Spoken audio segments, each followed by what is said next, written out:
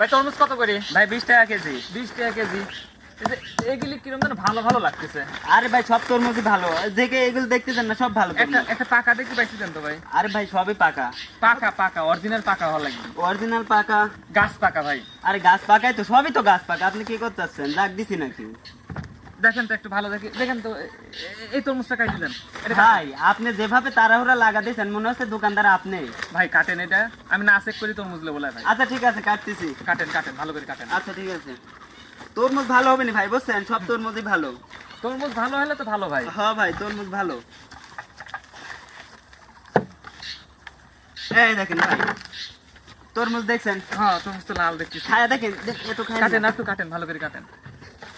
দাঁড়ান ভাই, কাটি দিই। মিষ্টি আছে ভাই, এই যে নেন, খান। আমি মিষ্টি হবে একটু না তো খাই। না?